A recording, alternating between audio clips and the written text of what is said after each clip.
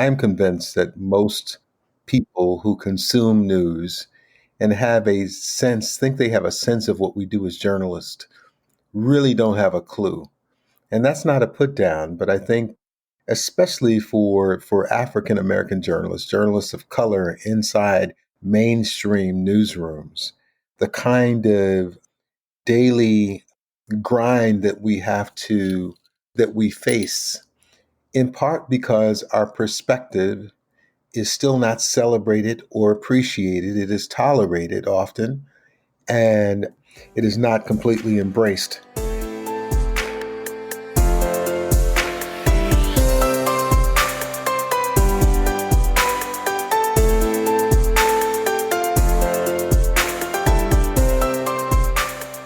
From Goose Creek Consulting, welcome to the Silver Linings Handbook. I'm Jason Blair.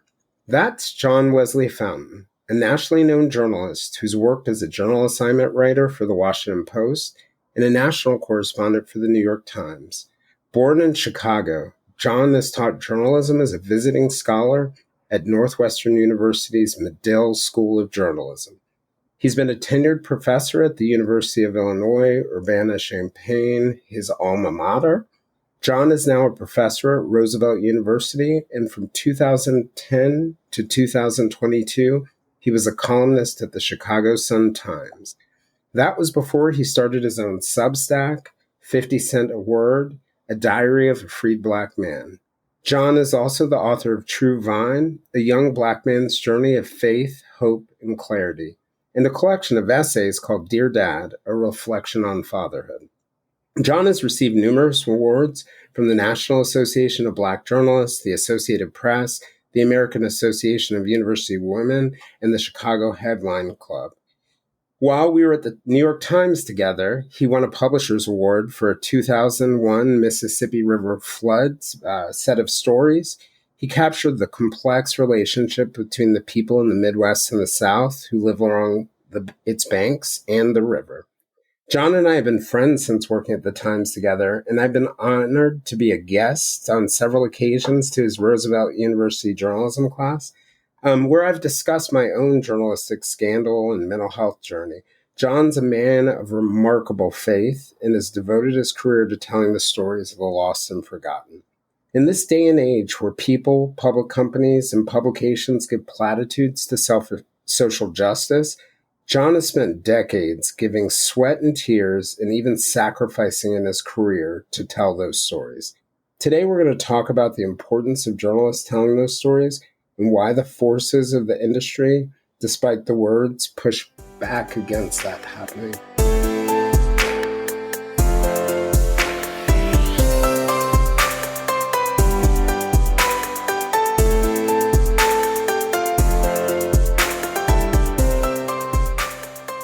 So, John, I wanted to welcome you. I always enjoy my conversations from you. I always enjoy learning from you. So I just wanted to thank you for being on the podcast and welcome you. Thank you, Jason. The feeling is mutual. Thank you for having me. So I was going to ask you a question I was going to start off by asking a little bit about your new Substack, 50 Cent a Word. You know, a lot of people outside the journalism industry may not understand exactly what that means.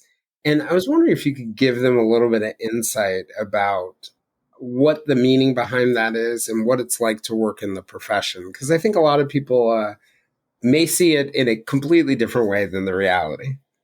Excellent question. I think that I'm convinced that most people who consume news and think they have a sense of what we do as journalists really don't have a clue.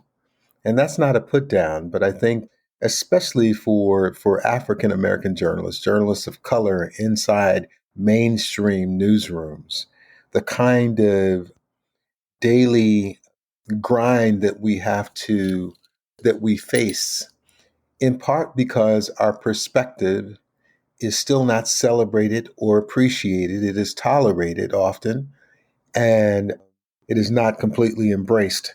You know, I will tell you about 50 Cent a Word, where that comes from, but let me just backpedal a bit and say that in 1968, the Kerner Commission produced a report looking at the previous year examined the riots, in quotes, that were happening around the country. And they were trying to get to the root of it. What was causing this racial turmoil or tension in America? And one of the things that they came back with was they said in March of 1968, the media was biased. Not only biased, but the stories that were being produced by the mainstream media in America helped perpetuate the misconceptions and misperceptions about African Americans. And that if the country was going to change, because at that point it seemed that we were on a track to become two Americas, one white and one black.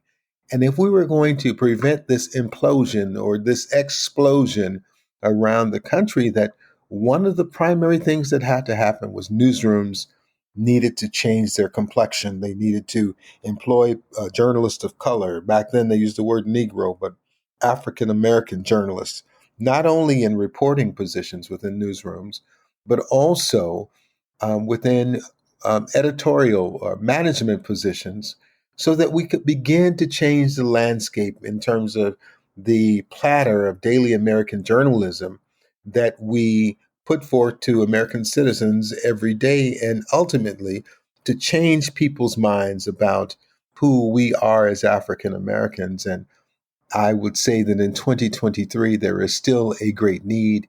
And throughout my journalism career, which has lasted about 40 years, it has not changed. I think that there have been some cosmetic changes.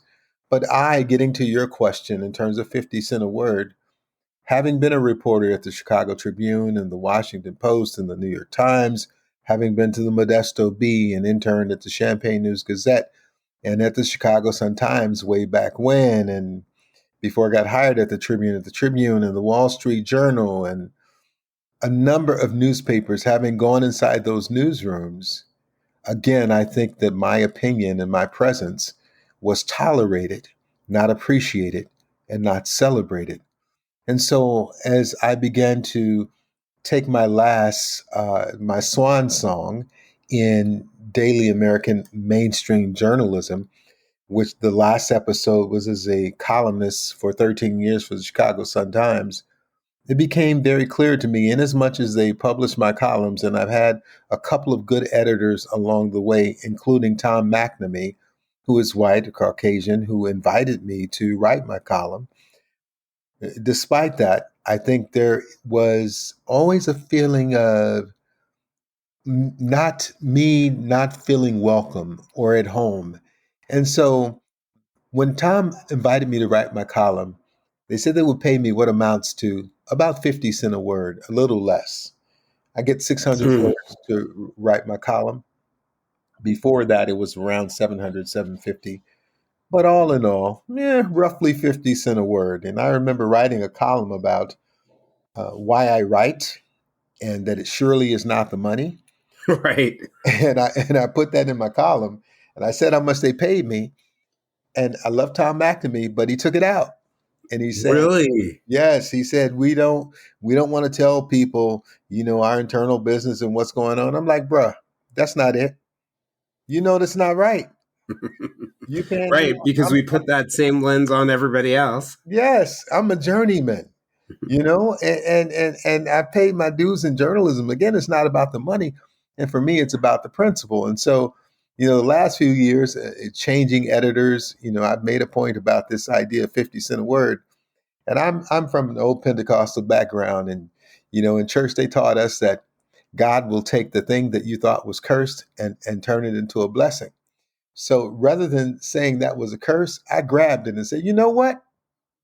I'm going to turn this into a blessing. 50 cent a Something word is what powerful. they pay me, but it is in my Substack, Diary of a Free Black Journalist, meaning, I thought about free Black journalists as in presence, FREE, and I said, no, I'm like those freedmen who were enslaved and in the process of evolution became freed. And so I've said to people, don't mourn for me. I am more happy than I've ever been as a journalist, and I say what the hell I want. And and, there's a beauty to that. and then, as much as I've had some great editors, And some editors may take offense to what I'm about to say, but I don't have to answer to some stupid, jaded editor who wants to tell me that my perspective is not valid. It's an interesting you say that. I remember when we were at the Times together, editor who will be remain nameless, and he was a former reporter.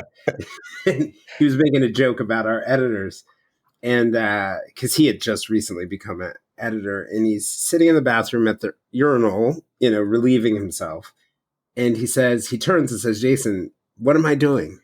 And I'm like, "I have no idea." And he said, "I'm making your story better." Okay. Right. So, I think about two things. I think about when I first came in journalism in the early 1990s as a college student and a high school student. It was $2 a word, not 50 cents a word. And I kind of think of that as how much sort of maybe the profession has been devalued or how competitive it's come. But the thing that you said about how slow the change is, you're talking about going all the way back to the Kerner report. They're pointing it out. When I was in college at the University of Maryland in the, early-ish 1990s, and we had a great journalism school, but the civil rights heroes, there were 4 professors there who were civil rights heroes, Hmm. and only one of them was Black. Hmm. Ben Coleman, who had worked in the Justice Department and was a writer. And then there was Reese Cleghorn, who had been the editor of the Charlotte Observer during the Civil Rights Movement Mm-hmm. and had been a prominent advocate for civil rights. Hodding Carter, who you may be familiar with. Most people may know him as one of Jimmy Carter's, or during the Carter administration, he was the State Department spokesman, but he had been the editor of a Mississippi paper, the Delta Democrat Times, Hmm. during the Civil Rights Movement. And Reese Cleghorn, and Reese was the dean at the time, and he brought on Gene Roberts Hmm. from the New York Times. Mm-hmm. And so, there were 4 advocates for civil rights and bringing more minorities into journalism. 3 of them were white. And it struck me. First of all, I felt grateful that I had 4 sort of pioneers of African American rights and journalism that covered the South and civil rights fairly. But it always struck me that it was dependent on the grace of 3 white people, if that made sense. Hmm. It does. Yeah. And I've always felt, grateful, right? Mm-hmm. White people have had the power, and we probably wouldn't have been freed if some white people, John Brown, Abraham Lincoln, hadn't, advocated for our freedom. Mm-hmm. And the civil rights movement would have turned out differently if there weren't white journalists Mm-hmm. who had fought for civil rights.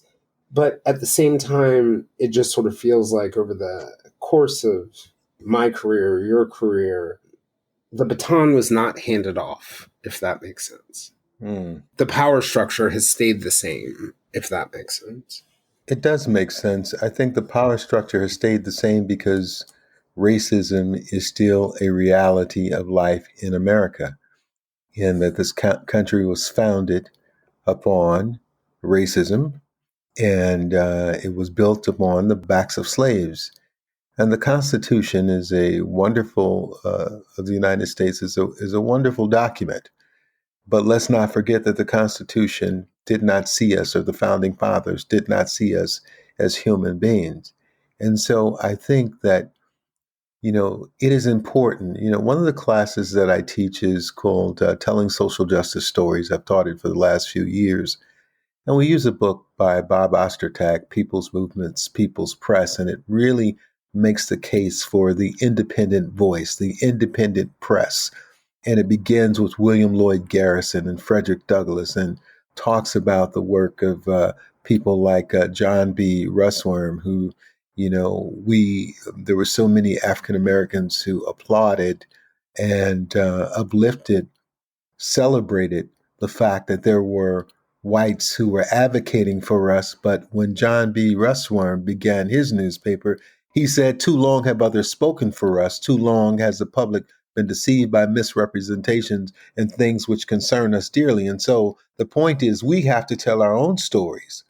And so one of the things that the mainstream press has not done very well is to, number one, come to the realization that their perspective is not our perspective.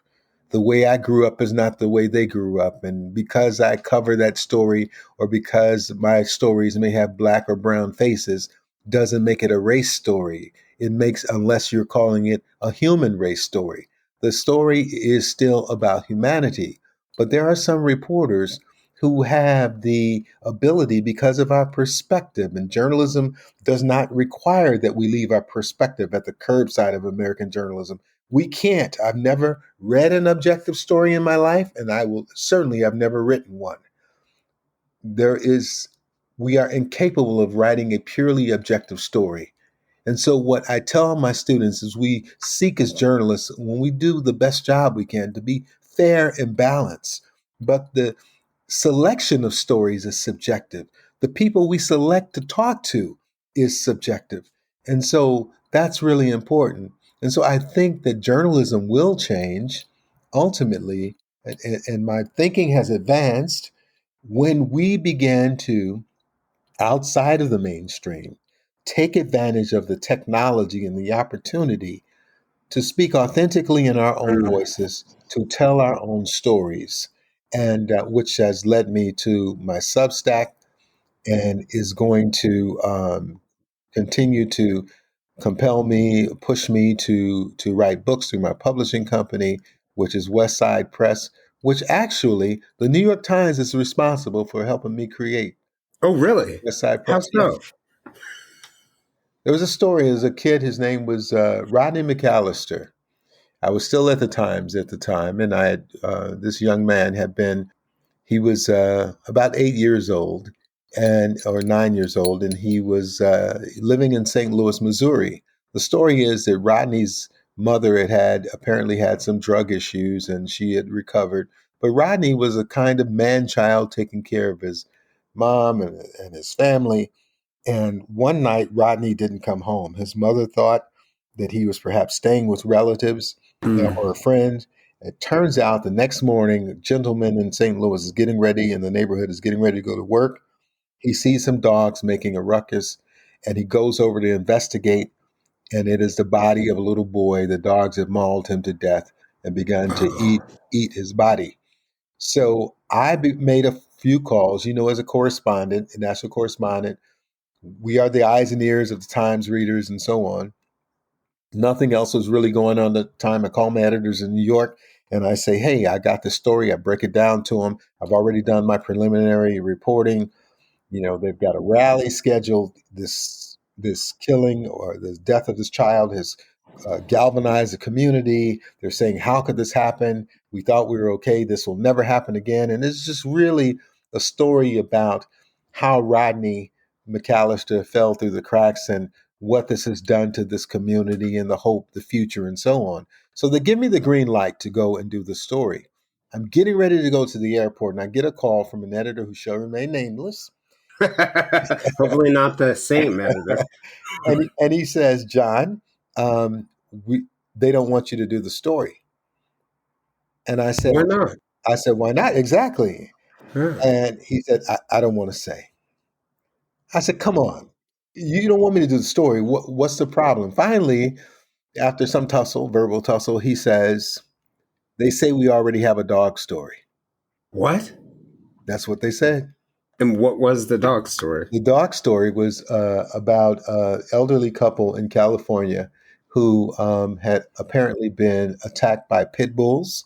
They survived, but this wasn't a dog story. Yes, it was not a story about dogs at all. At It was a all. story about a little black boy Being lost and in all a. those things that I just talked about. And so I say, in starting West Side Press, that is the day it was born, because I said no editor would ever tell me again what a story is and the Yeah. stories that I get to tell. And it's interesting when I think about that story. If that had been a white kid in, I don't know, uh, the suburbs of Atlanta or the suburbs of Washington D.C., I would think that would be a front page story all over the world. And I think that sometimes, when you think about the idea of what you see in the newspaper and whether it's fair and balanced, Hmm. sometimes it has nothing to do with the actual story, what's happening in the actual story. It's what was selected, what was chosen, what wasn't chosen. Yes. And I think, it can be a blind spot. I think a place like the Times, you have a lot of people who are well meaning and upstanding. I remember growing up in the South and there was plenty of racism. It was open and people would Mhm. be very open. Like my parents like you, but they won't let you come over to our house because you're black. They told me. There was no blind spot. Like you were clear. And I Yes. think for a lot of people in the North and metropolitan areas, there's a blind spot for their own racism. Even when you think of some of the social justice things that are happening right now, I was talking to a police chief recently about the George Floyd scenario. He said, I can do this reform, that reform, this reform, but still at the end of the day, we live in a racist society. Mm. And I kept on thinking in that moment about the stories that don't get covered, the things that don't get pressed. And I don't know why it made me think of this, but, back before Ruth Bader Ginsburg was a Supreme Court justice, she was arguing this case. I think it was about, military benefits for spouses. They used to pay women, uh, I think less, or they paid men less. I forget what it was, but Hmm. she was arguing the case, and she said something like, "I ask no favor for my sex. All I ask of our brethren is that they take their feet off our necks." Yes. Yeah, and I just with that story that you're telling, I'm just thinking in that moment, if they had just like trusted and taken their feet off your neck, some good could have happened for Chicago, for other urban areas. What are your thoughts on that? My thought is that I think you hit the nail on the head. As I look back over the course of my career, having started at the Chicago Tribune and going to the Washington Post and going to the New York Times, one of my key battles came down to this. I was always trying to convince them to let me do what I do, to trust me, to come back with Yeah. a story that mattered. And a lot of times I think, it's one thing, to be a sin of omission and for people to be ignorant. And we all have blind spots. But I think it is another thing when it becomes, cemented. And I think you are ignorant by choice.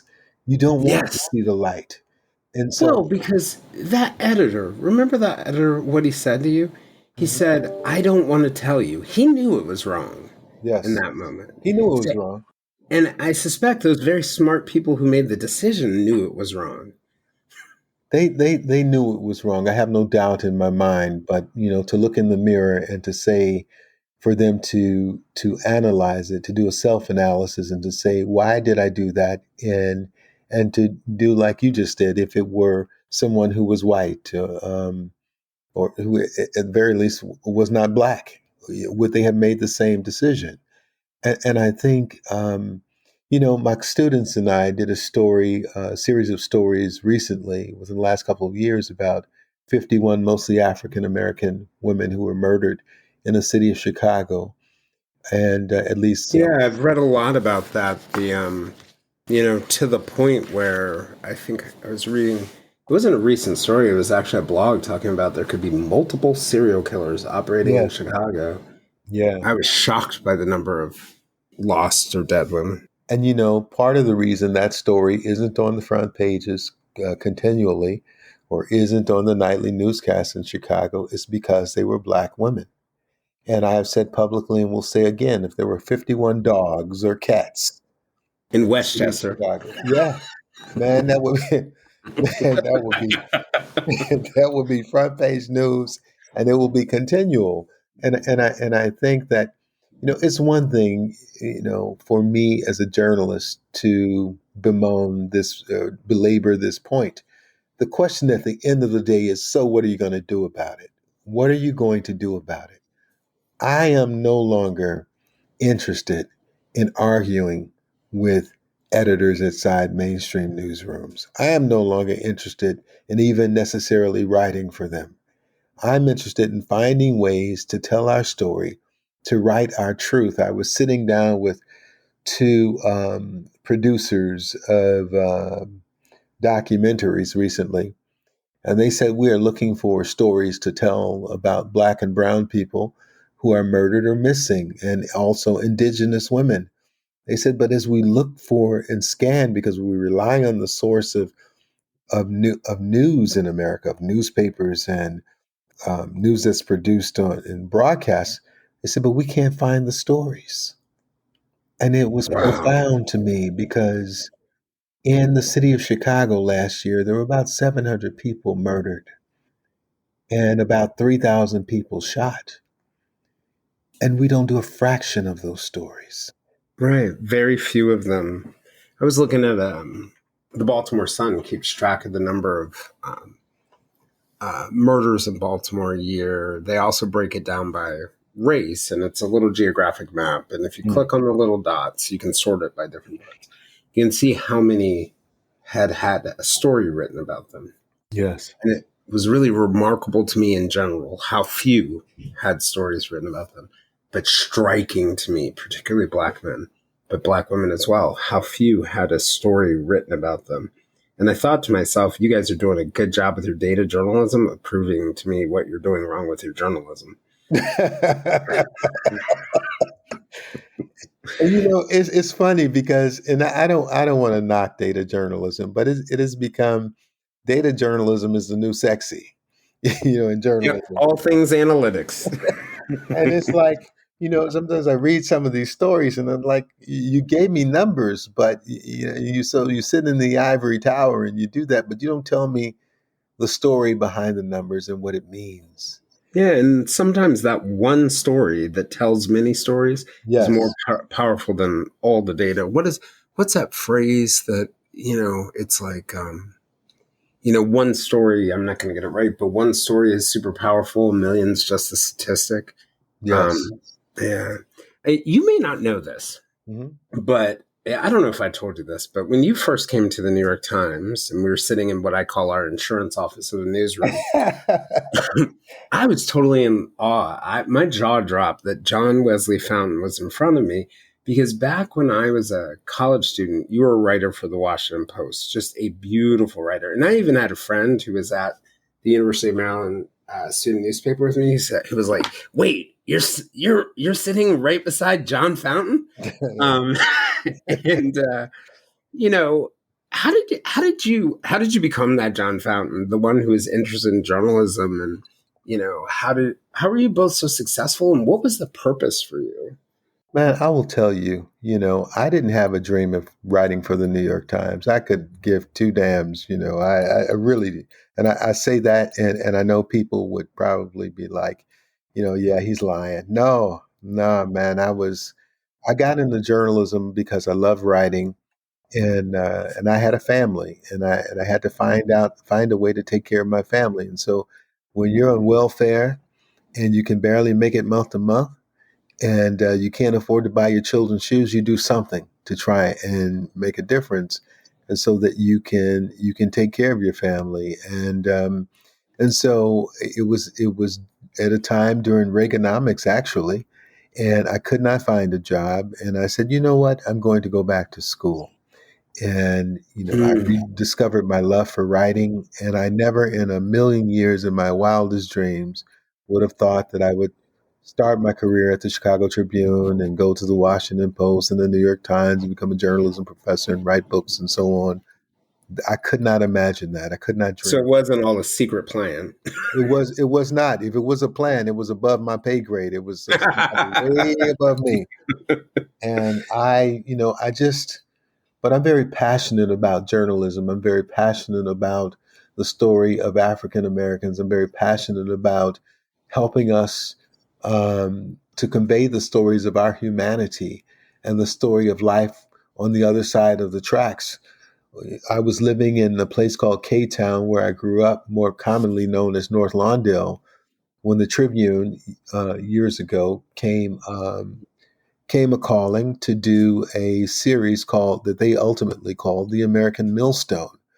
They said because we were the millstone, my community, draped around America's neck. We would never amount to anything. We didn't have middle class values. We didn't want anything, and so on. And they found the most destitute African American folks that they could find, people that I didn't know. And I grew up in that community. And I'm not saying that what they found did not exist, but they did not paint a picture in its totality, a wholesome picture, a more fair and balanced picture of what life was like in North Lawndale. And even today, that series has left a bad taste in the mouths of West Siders in Chicago. And so a Right. couple of years after that series runs, I walk in the Chicago Tribune as a reporter. And I understood what my presence meant there. And I also understood and have always understood what my duty is in the newsroom.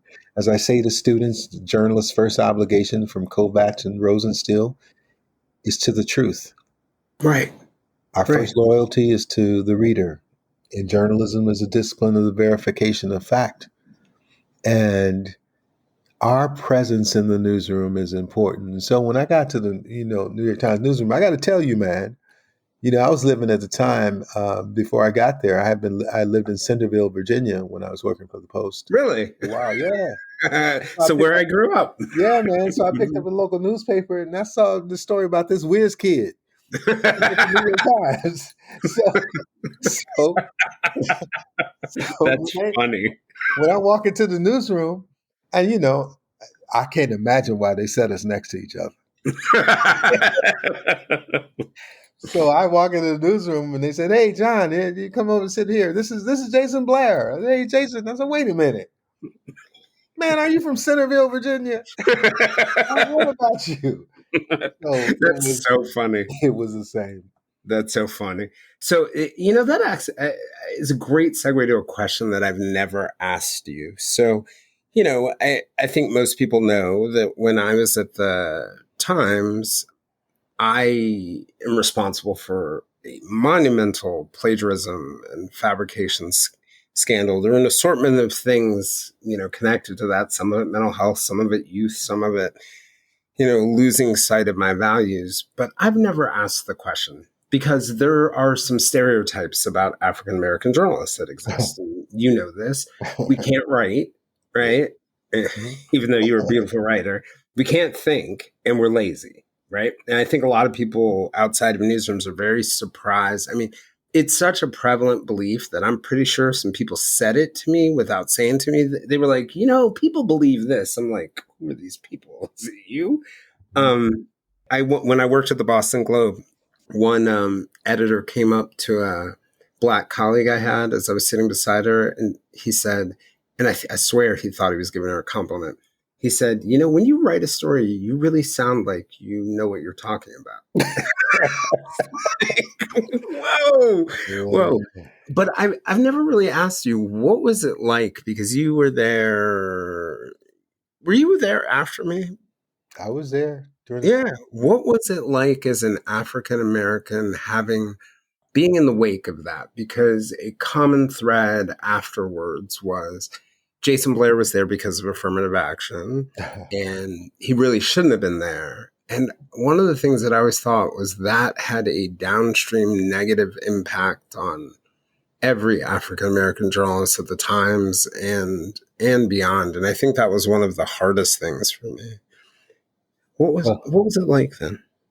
I will tell you that it was during that time. I remember it being very tense and intense at the New York Times. I both inside and outside the newspaper. When I would go out to report, and I'd introduce myself as a reporter with the New York Times, they would always assume because I was a black reporter at the New York Times, "Oh, you're Jason Blair." And I say, "No, yeah, I'm Jason." No, Well, that's a problem. no, but I would say, "No, I'm John Fountain." And I would go on, and I think that you have admitted to what you did, and you've made no qualms about it, and you've told your story about that. And I think that we ought to leave it at that. And here's the thing that happens in America with black men. We don't get the same kind of opportunity to make recompense or the opportunity for reconciliation or forgiveness that white men get. And I think that having been at the Times and having started at the Tribune and again gone to the Post, I know that those pressures are very real. And it's very difficult. It's hard for me to imagine what it must have been like for you as a young man and as a young black man at the New York Times to what it was like to, if you feel pressure, who do you turn to within the organization? And that's not a cop out. Yeah, no, not at all. But But I mean, it's also true. I've never been able to tell whether it was my personality or whether race. It probably played a role in it, but I think a lot of it was my personality too. But in the back of my mind, there was this itching voice long before the scandal started that said, "You may not have an option for a second chance." mm, And I think that may be part of the reason why I never asked for help when I knew mentally things were falling apart. And just listening to you right now, I wonder whether that played some role in not reaching out to for help because I didn't think, either because of my personality or my race or whatever, or my age or whatever factor, that there really was an opportunity. And the interesting thing you say about journalists being wedded to the truth, that's our first loyalty. I think it's so, despite what happened for me in the scandal, I think the reason why I have been able to carve a second chance mm-hmm. at life, if that makes sense, Yes. is just unabashed truth about myself. No Mm, matter how embarrassing it is or hard or whether it brings tears to my eyes. And I didn't realize it until recently. A friend pulled me aside and said, she said, "You know what your superpower is?" And I was like, "What's your superpower?" She's like, "You are unbelievably honest. You're honest about yourself. You are the one person who, if my baby is ugly, I know will tell me the truth." no, don't say he's ugly. Say he's precious. Yes, precious, or bless his heart. But yeah, I always wondered what it must have been like, because one of the things, my mother told me when I was a child, she said, you know, be nice to white people Mm, because you may be the only black person that they have a conversation with that lasts longer than a minute. And mm. that, I know this wasn't my mom's intention. That's a pretty heavy burden to carry. Yes, yes. Yeah. And I talked to her years later about it, and she said, "Well, when you show a white person that you can do something that they don't think a black person can do, you're carrying a bit of a burden there, but it's going to help your children, your children's children, and it's just what your grandfather did and your great grandfather did."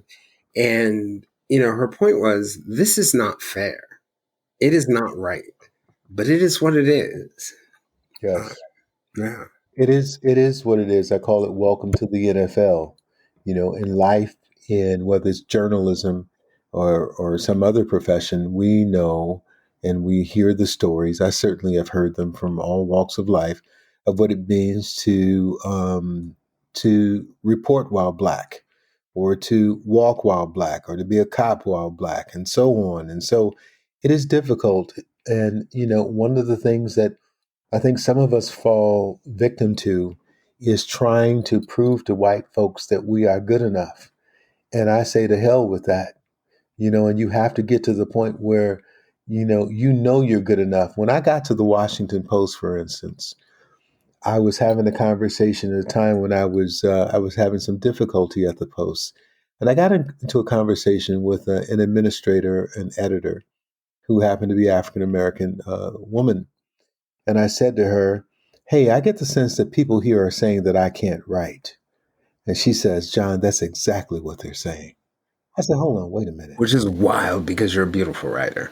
Thank you. I said, "Hey, wait a minute, wait a minute." The first story that I got published in the Washington Post, which ran on the front of Style, was a story I wrote all by myself at the Chicago Tribune about Hmm. Al Green and his ex-wife Shirley Green. The hell they mean I can't write? And Howell Raines later told me during a conversation, he said, "You know, John, good writing scares people." He said, "You know why?" I said, "No." He said, "Two reasons." He says, "One is they think you made it up," and Ah, and he said the other reason is it's hard as hell to write like that. yes. Yeah. And so it takes blood, sweat, and tears. I know where it comes from, and what it took me to learn to write, to get better at the craft. But I will tell you, you know, you asked the question a little while ago about what it was like to work at the Times, particularly I think as a black man. Hmm. And at that time, the only black male on the national desk, the only Yep. black person on the national desk. And man, it was no harder than before the scandal. And I'm going to say something. When I got to the Chicago bureau, Hmm. I later came to understand that there was a team of stringers whose job every week was to send a memo of the stories that were happening in their particular region, in their particular state. It was an 11 state region that we were covering. I never saw a memo. Really? That the bureau chief never shared a memo with me. Wow. I asked at one point when they were sending me, and Howell Raines was talking about we need to metabolize, and I was looking at my travel log and how often I was going, and by the second month, I had been in every state, and I said, "Well, why are you guys only sending me and not the other reporter who was white?" Hmm. And you know what they said You- to me? What? She has a family, Oh, wow. and I said, "What the hell? Yeah. What does that I have to have a do with family too." you? Yeah. Yeah. And I will say this that there was another person who came into the bureau after that person left, who was a Jewish woman, and during this your scandal at the Times, I don't remember what prompted this conversation, but she looked at me in my eye and she said, "John, some would say you're an affirmative action hire," Wow. and I didn't say what was on my mind. I just Wow. kind of shook my head, but my reply would have been, "I was in the bureau before you got here.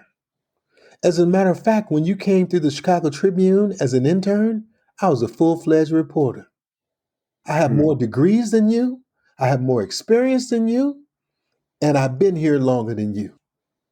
Now, who's the affirmative action hire?" Right. Because what is it?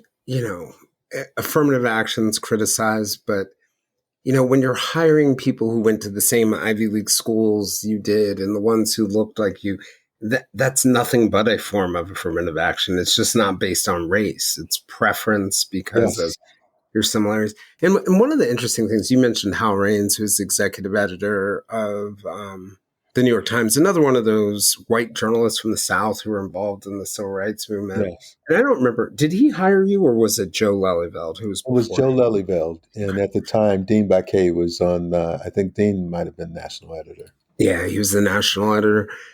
I felt there was a shift when Hal came on. And, one Clearly, of the shifts, he wanted things to move fast. And Gerald Boyd, metabolize was the yeah, word they used. yes, right, right, flood the zone. And Gerald Boyd, who was the first black managing editor, took that role. Dean McKay, who was also black, was, I believe, he was the national editor at that time. He left. Yes, he left to go to the Los Angeles Times. That's right. But I noticed a tone shift when you had the white guy who cared about civil rights and the black managing editor. I noticed this tone shift where for African Americans that people didn't look askew at, or even the Native American journalists who worked there at the time, everybody began to be seen as an affirmative action hire. And I had these peers, I call them peers. They were, 4, 5, 6 years older than me. They'd gone to graduate school, so they had that on me. But, my mentor, Jerry Gray, turned to me and said, well, and I was in a moment of insecurity, and I was asking about being an affirmative action hire. And he said, how many of them were interns at the Washington Post, the Boston Globe, the Boston Globe's Washington Bureau, and Exactly. here at the Times? And even for me as an African American, I was sliding into that crazy land. Yes. It's so oppressive. Yes. Yeah. Well, I will tell you, someone asked me, and I can't remember who, someone asked me the difference between working for the Washington Post and working at the New York Times. And I had never thought about that question, but I answered it, straightforwardly. I didn't hesitate. And I said, the Washington Post wants your heart and the New York Times wants your soul. Yes. Which brings me to an interesting question. People wouldn't understand, I think, why someone would voluntarily leave the New York Times. What caused you to leave the New York Times and then later leave the Chicago Sun-Times to start your own Substack? Is there parallel connections, different situations? I think for me, it was an evolution. It's very interesting to me that when when I left the Sun Times recently, I'm friends with a woman who used to be the secretary for the Chicago bureau of the New York Times, and she says, "Wow, you're," because I said I was going to write for the Chicago Crusader, a black newspaper, the oldest, I think, African American weekly in Chicago, may be in the nation. And I said I'm going to do some writing for them. I've been doing writing for them over the last few years. And she said, "Wow, from the New York Times to the Chicago Crusader," and I'm like, "And still John Fountain." And Right. and it is, I'll deal with that later. But the sense of self hate and diminished appreciation for who we are as a people and what we do. But I left the New York Times because when I signed on to be a correspondent for 3 years. That was the deal. I knew that coming in, and I would be in the Chicago bureau. And quite honestly, it was the only job that the New York Times could offer me. I was working at the Washington Post. I was a Michigan Journalism Fellow, and I didn't go looking for a job at the Times. They came looking for me, and it's just a fact. And so the only job that they could have offered me to entice me to come to the New York Times, because I just was not interested in starting over, even in becoming a national correspondent. I know that I've been around long enough to know that every newsroom has their unique culture. And, I knew that there would be people who would be resentful to me coming onto the national desk and so on. Or coming to the Times. I just wasn't interested in doing it. So after the 3 years, I get a call from Gerald Boyd. Actually, we met in Michigan. He said he was going to give me, he was giving me what he thought would be bad news. They wanted me to come back to New York and work at Metro. And I was like, man, you got to be out of your mind. I am not, number one, I don't like New York. There's nothing against New York. It's big and it's just not the kind of place that I wanted to raise my family, and a little too busy for me. And so we're eating, and I started laughing. And Gerald said to me, he said, "What's funny?" And I said, "You really want to know?" He said, "Yeah." He said, "Humor me. Tell me what's funny." And I said to him, "I know this is going to sound crazy, a little, crazy coming from me, talking to my secular editor, but God takes care of me." He said, "What?" I said, "God takes care of me." Because he had asked me, he says, "Well," because I told him I'm not coming back. He says, "What are you going to do?" I said, "I don't know what I'm going to do, but I'm not coming back." As a journalist, we know that part of the plan and part of what we sign on for is to be ready to move for the next opportunity when it knocks. Right. And I had done that my entire career. I'd done that, as an intern, taking my family across the country and so on. That there was not an inkling in my body that said I should go back to New York and work in Metro.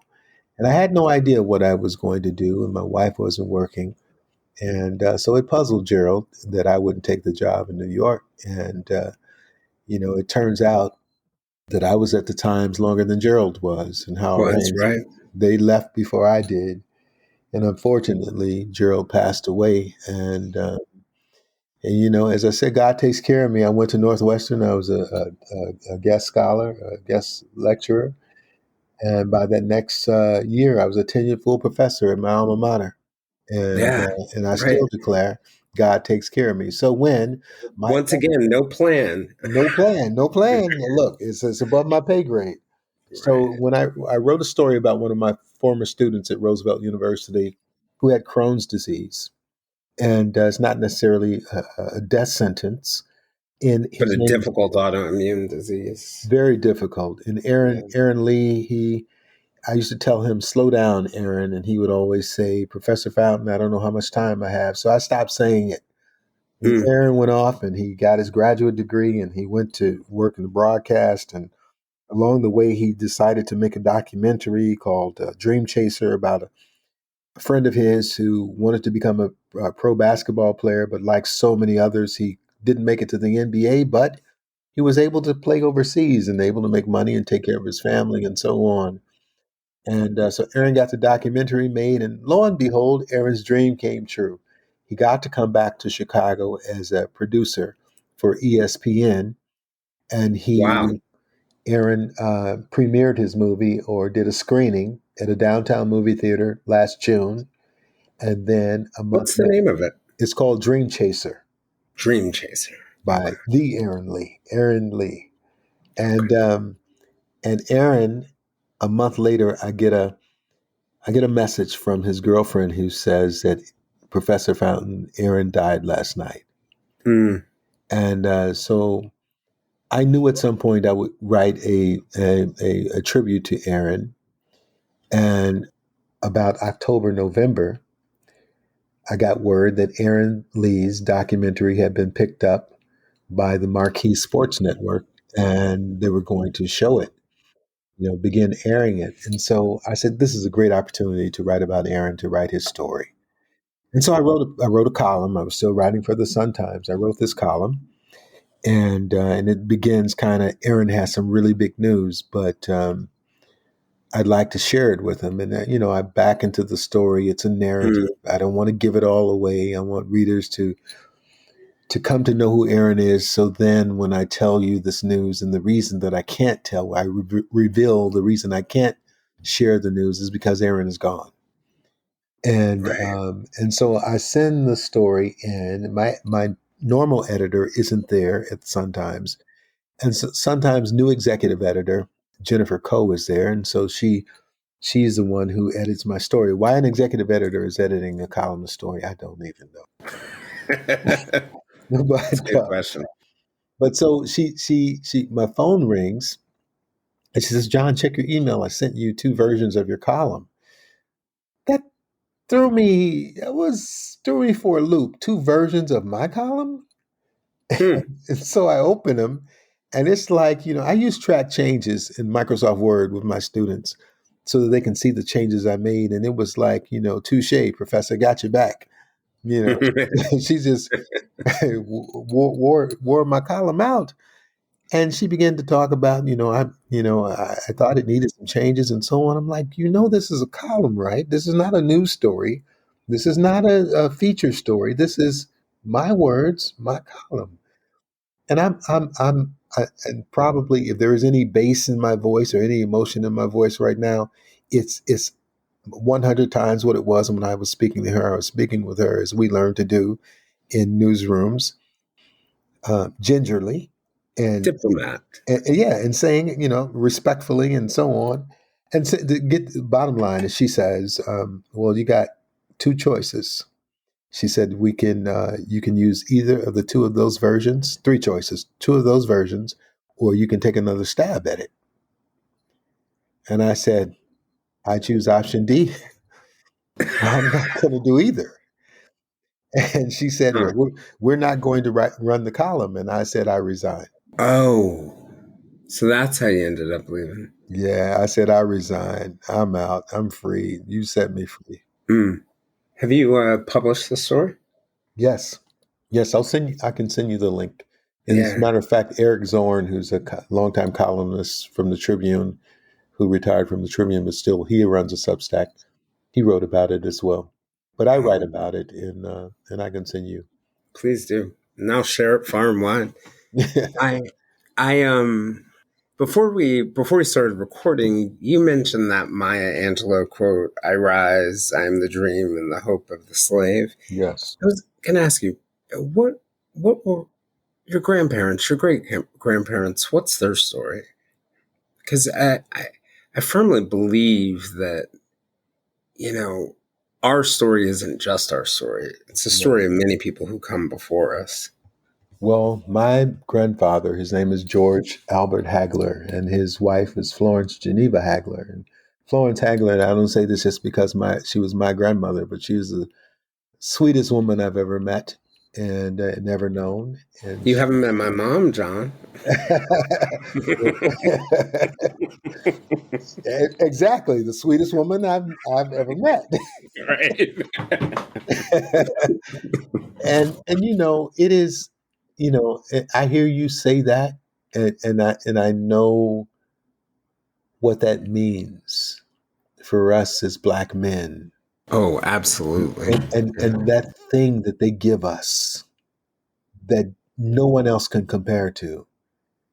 When you know that you are loved by your mother and your grandmother, and they accept you for who you are, and even when you make mistakes, you can go home and they'll embrace you, and they don't sugarcoat it, but they love you for who you are, and that is just is so, I think, needed for us, especially when we go out into a world that hates us, into And a I think world. it teaches us to love in the face of hate, in the Yes, face of mistakes.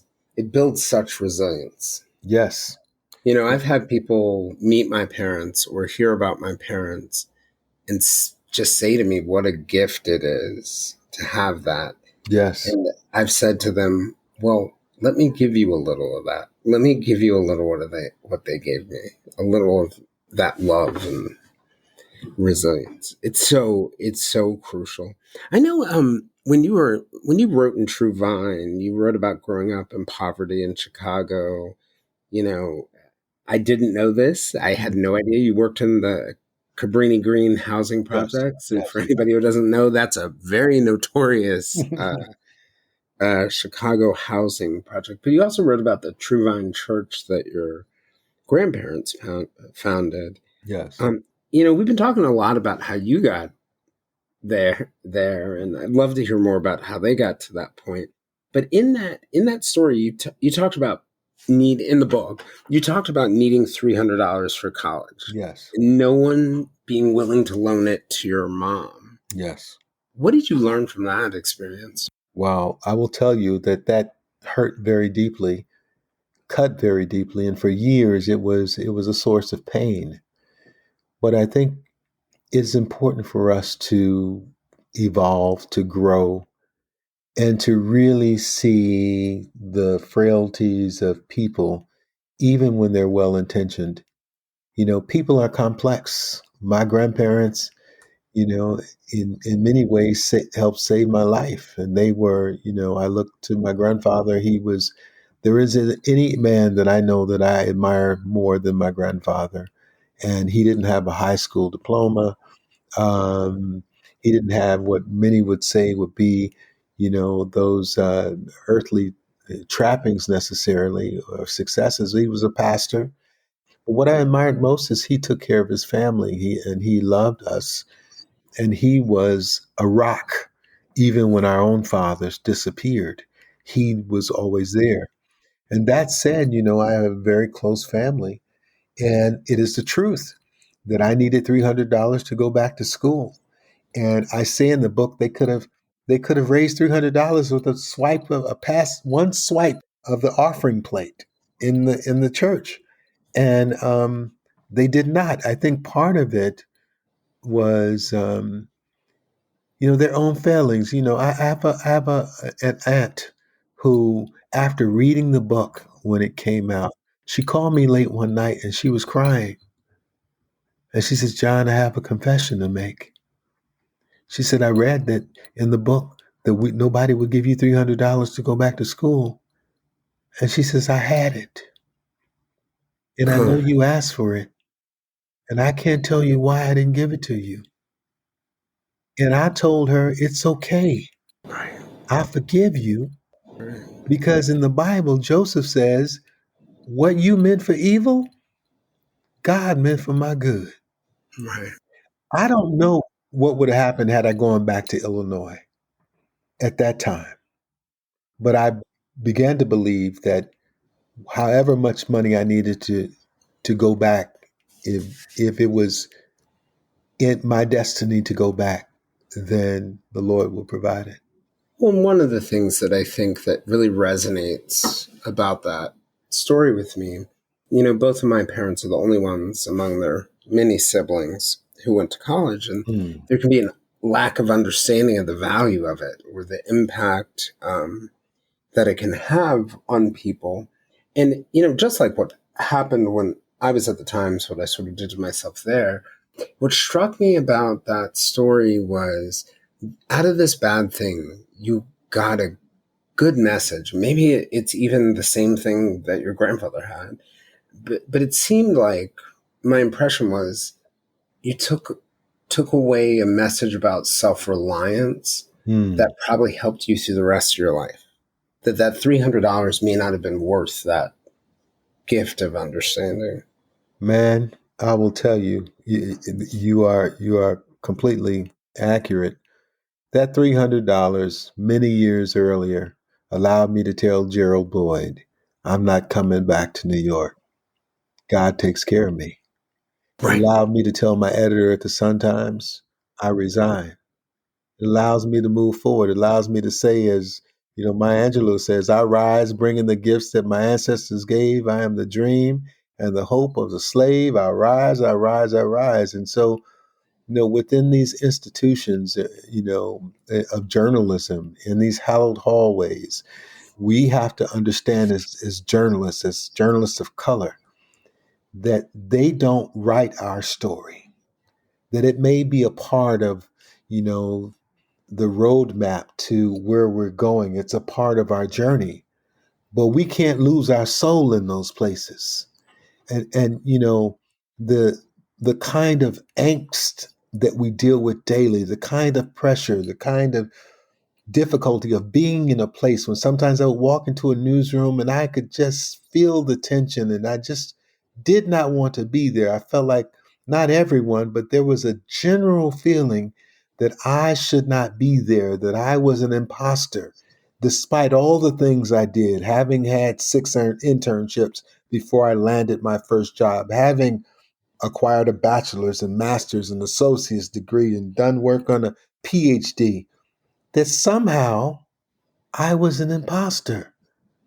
And Mm. that angst, that psychological baggage that is thrust upon us is something we have to battle and shake ultimately to be free.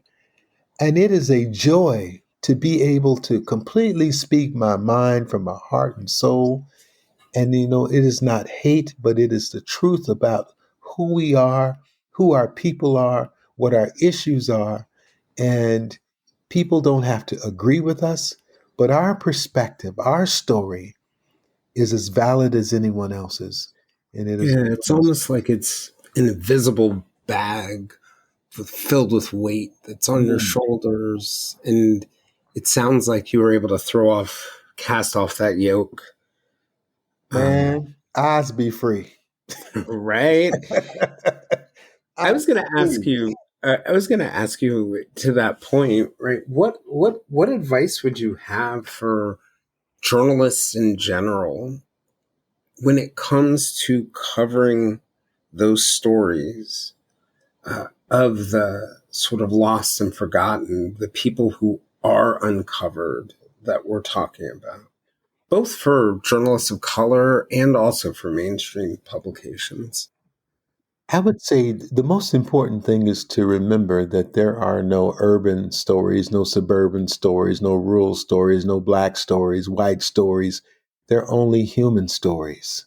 And so they may have different faces, they may have different dynamics, different elements, but it is a human story. And it is important if we're going to purport that journalism is essential to democracy, that people are rational human beings and they're capable of discerning truth, then we need to present that truth as journalism. And if we don't do that in its totality, then journalism is a lie. And we have to continue to endeavor to do that. And I think just on a practical basis, my mentor, Bob Reed, who was the only mentor I had in journalism, and he was a white man, middle age, at the University of Illinois, who believed in me. And he said to me, John, you're good, you're gifted, and you're going to be able to just get by in newsrooms and twiddle your thumbs. He says, but don't do that. Resist the urge to do that. And remember why you decided to become a journalist. And go out there and give them hell and tell the stories that matter. And I think we have to remember that. And those stories are worth fighting for. Somebody said to me at the Washington Post years ago, an editor in Outlook, he was editing one of my pieces and he just commented. He said, John, we live in an age increasingly of celebrity journalism where people who are journalists, they want to be the story. They want to be journalists. Who are journalists who are well known. And it's never about you. So I tell people it's not about you as a journalist. And if you get to that point, leave because you've been corrupted. It is about the story. It is always about the story. That's powerful. Why is it, John? I want to say amen every time I hear you talk. I just wanted to thank you again for joining me. And I just wanted to give you a chance if you had any sort of closing thoughts for people. Well, I would say this, Jason. I am proud of you, man. I'm proud of Thank you. the way that you have come through and weathered the storm, and you have not shied away from taking full responsibility for what happened at the New York Times. And I think that we as journalists, and particularly as African American journalists, we know what those pressures are. We know that they are real, and that for a young person to deal with them, I won't say that, again, not making excuses, but they were very real. And we have to find ways to advocate and to create resources that are available to journalists who find themselves in situations, whether it be at the Podunk Times or the New York Times, to find ways of getting help. And it's one thing to call yourself an advocacy organization, but it's another thing to provide help and to be that shoulder that a young person can feel confident they can lean on to get through difficult times. So again, man, I'm proud of what you're doing and who you are, and so it's my pleasure and honor to come on and talk with you. Thanks, John. I really appreciate it. You're welcome.